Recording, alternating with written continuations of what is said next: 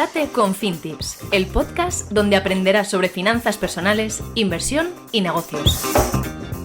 Hola, ¿qué tal? ¿Cómo estás? Bienvenido a Un Latte con FinTips. Yo soy FinTips y en el capítulo de hoy vas a ver que tenemos un episodio súper interesante donde vamos a hablar de la inflación, de los tipos de interés y de cómo podemos aprovechar esto a nuestro favor.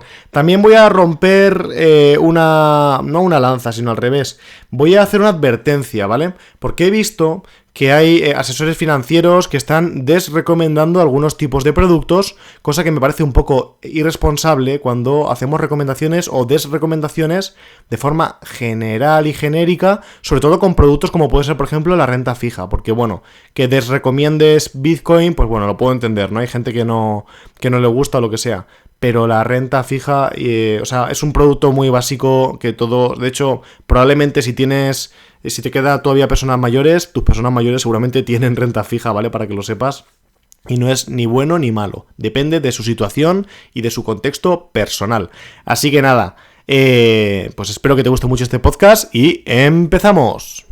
A lo largo de esta semana y la semana anterior hemos visto que hemos tenido uno de los mejores datos de inflación que hemos tenido durante los últimos meses. Esto quiere decir, bueno, para todos aquellos que no sepáis cómo funciona la inflación, lo que hace la inflación es medir el aumento de precios. Por lo tanto, si la inflación es del 1%, significa que los precios han aumentado un 1%. Y si la inflación es del 0%, es decir, la inflación, entre comillas, desaparece, tenemos que tener en cuenta que eso no quiere decir que el precio vuelva hacia atrás. El precio se va a quedar en el precio que teníamos antes, ¿vale? Es decir, si un café vale 1 euro, la inflación es del 10% y el café sube a 1,1 euro, ¿vale? A 1,10 €, cuando la inflación pase a 0%, el café lo que significa es que se ha quedado en 1,10 céntimos, no va a bajar a 1 euro, ¿vale? Y para que bajara tendríamos que tener otro fenómeno diferente que se llama deflación. Entonces, ¿qué ha sucedido? Que los bancos centrales y los gobiernos combaten la inflación a través de los tipos de interés. Ten en cuenta una cosa, la inflación es, no es intrínsecamente buena ni mala, pero tiene ciertos efectos. O sea, no es bueno tener muchísima inflación, tampoco es bueno del todo tener mucha deflación, ¿vale? ¿Por qué? Porque si nosotros sabemos, por ejemplo, que el valor del dinero va a bajar, que va a haber deflación, vamos a tener tendencia a ahorrar. Eso va a reducir el consumo y va a impactar en los negocios, haciendo que la economía se contraiga. No siempre es así, ¿vale? Porque lo acabo de resumir mucho, pero bueno, es una explicación que yo creo que para hacerlo en 30 segundos que lo he hecho es suficiente. Y con la inflación tenemos lo mismo. Si nosotros tenemos una inflación normal, pues bueno, podemos vivir, pero imagínate que tenemos una inflación del 1000% anual, es decir, que el café que empieza valiendo 1 euro, al final del año termina valiendo 10 euros. ¿Cuál es tu incentivo? Tu incentivo va a ser a no ahorrar nada, porque todo el dinero que tienes en el banco va a perder completamente su valor. Y eso va a tener un impacto muy negativo en muchos sitios. Tiene impacto negativo, pues, en tu economía personal, pero también va a tener impacto negativo en la economía de las empresas.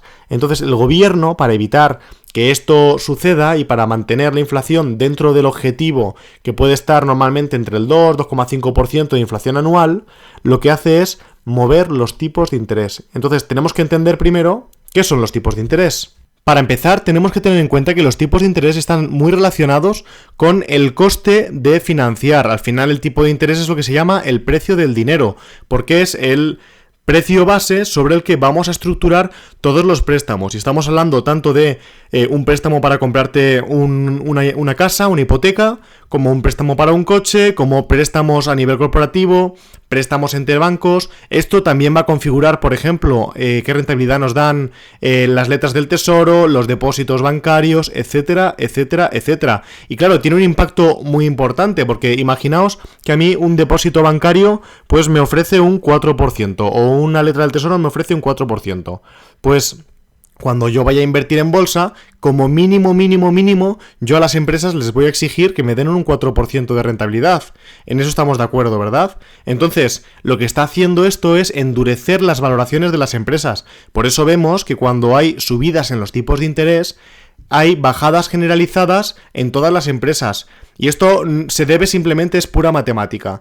Y es que nosotros, cuando invertimos en bolsa, utilizamos lo que se llama la relación riesgo-rentabilidad, ¿vale? Entonces, si de repente el riesgo percibido no se ha modificado, porque al final las empresas, pues Amazon, si me suben los tipos de interés ayer a hoy, es igual de arriesgada o de no arriesgada que ayer, ¿no?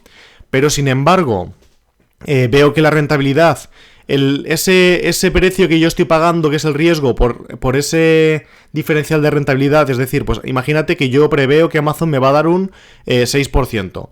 Claro, si yo coger una letra del tesoro está al 0, pues estoy pagando ese riesgo por por todo el extra de rentabilidad, que es desde 0 hasta el 6%. Pero sin embargo, si de repente el gobierno español me dice que me da una letra del tesoro o me da algún tipo de inversión de renta fija que me da un 4%, resulta que el riesgo es el mismo, pero la diferencia de rentabilidad solo es del 2%. Entonces, en este caso, lo que es el retorno que yo obtengo por ese riesgo, como puedes ver, es muchísimo menor. Empeora muchísimo mis perspectivas a la hora de decidir si quiero invertir o no quiero invertir en diferentes tipos de inversión. Por eso decimos que cuando suben los tipos de interés y eso impacta en que la renta fija cada vez es más rentable, lo que termina haciendo es que se endurece la rentabilidad que yo voy a exigir a cualquier tipo de inversión y por lo tanto impacta en bolsa, impacta en los emprendedores que están emprendiendo por su lado, impacta en toda la economía, ¿vale? Y por eso son tan importantes los tipos de interés. Y entonces, ¿qué es lo que ha sucedido y por qué lo sacó Coalición?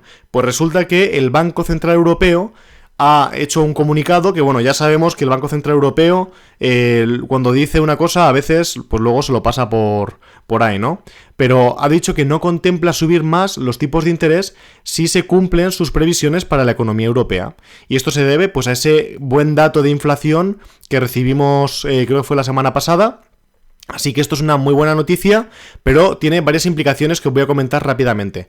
La primera implicación es que si vais a coger una hipoteca, ya sabéis que el tipo de interés de la hipoteca es importante, pero que nosotros cuando cogemos una hipoteca luego podemos hacer un swap, por lo tanto luego podemos cambiar el tipo de interés de la hipoteca, ¿vale? O sea, eso es importante, que mucha gente no lo sabe y que parece, estamos viendo que si yo cogiera ahora mismo una hipoteca, aunque el tipo de interés sería un poquito alto, pues quizás en el futuro podría hacer un cambio y conseguir una hipoteca más barata haciendo este swap, ¿no? En caso de que los tipos de interés bajen.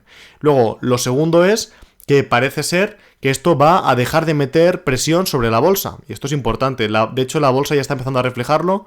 Me hace mucha gracia porque además la bolsa es un buen espejo donde mirarnos y donde ver, sobre todo, no cómo va la economía en concreto, sino cómo sentimos nosotros que va la economía, ¿no? Habéis visto que ha ganado el partido de Javier Milei en Argentina y al parecer en el primer día hubo una subida generalizada de la bolsa y muchísimas acciones subieron hasta un 20% simplemente con la noticia. O sea, imaginaos cómo demuestra esto el sentir y sobre todo lo que está demostrando es que el inversor internacional prevé que la incertidumbre de este país va a bajar. Y esto es importantísimo. Al final, ¿qué es la incertidumbre? Vamos a pensarlo rápido, ¿vale? Imaginaos dos universos. En un universo hay un mini Fintips, ¿vale? Ese Fintips es un chaval de 18 años que tiene que decidir qué es lo que va a hacer en los próximos años. Si ese chaval tiene muy poca incertidumbre, o vamos a imaginar que este chaval vive 1000 años. Pues si el chaval vive 1000 años, sabe que va a tener que gestionar sus recursos, los recursos que tiene, que al final son tiempo limitado y recursos limitados, con decisiones y opciones ilimitadas, porque al final pues yo puedo hacer cualquier cosa que me imagine, ¿no? En el sentido de que dentro de mi espectro de las cosas que puedo hacer, pero al final cuando nosotros nos enfrentamos a qué voy a hacer con mi vida, pues parece que las decisiones son ilimitadas. Entonces, generalmente este mini Fintips, como sabe que va a vivir infinitamente, lo que va a tender a hacer es pensar a súper largo plazo. Y entonces, por ejemplo, si tuviera que hacerse un tatuaje, pues probablemente en este mundo en el que sé que voy a vivir 1000 años y me puedo arrepentir, a lo mejor no en el año 100, sino en el año 300, pues es menos probable que me haga un tatuaje, quizás es más probable que ahorre, que invierta, que invierta tiempo en educarse, porque imaginaos, ahora mismo sabemos que una carrera son 4 años y nosotros tenemos una esperanza de vida de 80. Por lo tanto, cuando yo hago una carrera estoy dedicando el 5% de mi vida. Pero claro, si yo vivo 1000 años, vivo 10 veces más, estoy dedicando el 0,5% de mi vida. Por lo que no me extrañaría que en ese universo paralelo las carreras duren más o que la gente tenga varias carreras, ¿no? O sea, eso son como conclusiones que podemos extraer. Y que esta gente ahorre muchísimo, porque no sabe si dentro de 300 años cómo vas a estar, cómo va a estar la economía, cómo va a estar todo. Entonces, que la gente juegue a muy largo plazo. Sin embargo, en el universo 2, este mini FinTips sabe que va a morir dentro de 4 años. Pues, ¿qué es lo que va a hacer este mini FinTips? Pues no va a ahorrar nada, se va a fundir los ahorros, todo lo que gane se lo va a fundir, se va a tatuar hasta las pupilas. Bueno, yo en concreto no soy muy de tatuajes, pero vemos que el tatuaje en realidad da igual, porque aunque me arrepienta, como me voy a morir dentro de tan poco tiempo, pues no tengo problemas, ¿no? Entonces, al final, ¿qué es lo que está pasando? Que cuando nosotros no vemos un futuro claro o tenemos muchísima incertidumbre, no sabemos, o tengo el 50% de probabilidades de morir dentro de 4 años. Pues probablemente voy a gastar muchísimo dinero. No voy a ahorrar porque no veo un futuro, ¿no? Entonces, cuando nosotros no vemos un futuro, eso impacta, aunque no nos demos cuenta, impacta muchísimo en nuestra relación con el dinero y en cómo gestionamos nuestra vida, cómo gestionamos nuestras relaciones. Pues al final, por ejemplo, todo esto que está pasando que en Tinder, bueno, yo tengo pareja hace muchos años, ¿no? Pero tengo varios amigos que están en Tinder y tal, y me comentan que se hace muchísimo ghosting y que ahí su forma de relacionarse pues es más utilitaria que como si te relacionaras con una persona. Y esto se debe a eso. Al final, yo tengo una percepción de que tengo un bajo coste por portarme mal ahí, y además hay una incertidumbre brutal, hay muchísima oferta de personas, etcétera, etcétera, etcétera, y terminan generándose unas dinámicas que nosotros, queramos o no, pues permean en nuestra vida y terminan impactando en cómo nos comportamos con el resto de personas, no solamente en Tinder, sino en el resto de nuestros ámbitos de la vida. Y esto pasa con el dinero. Entonces, claro, es súper interesante ver que esta reducción de la incertidumbre en Argentina, muy probablemente lo que va a hacer es que los argentinos empiecen a ahorrar más, básicamente porque lo van a tener más fácil.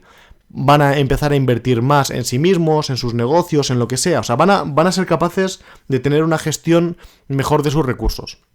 Y esto al final se refleja en todos lados. Entonces, ya he terminado este comentario sobre el tema de los tipos de interés y por qué para mí es tan importante, tipos de interés y de incertidumbre, que para mí es importante este tema. Último comentario sobre tipos de interés. Recordad que cuando los tipos de interés son altos tenemos rentabilidades en renta fija que son interesantes. He leído por ahí algún asesor financiero que recomienda completamente utilizar renta fija. A ver, yo sinceramente, hablando desde el corazón, yo creo que es un error hacer una recomendación así. Y os digo por qué. No es lo mismo una persona que tiene 80 años que una persona que tiene 50 y una persona que tiene 20. No es lo mismo una persona que tiene hijos, una persona que está soltera o una persona que tiene una persona dependiente en su casa, ¿vale? No es lo mismo un director que está cobrando 8.000 euros al mes que una persona que trabaja en un restaurante y cobra el mínimo interprofesional.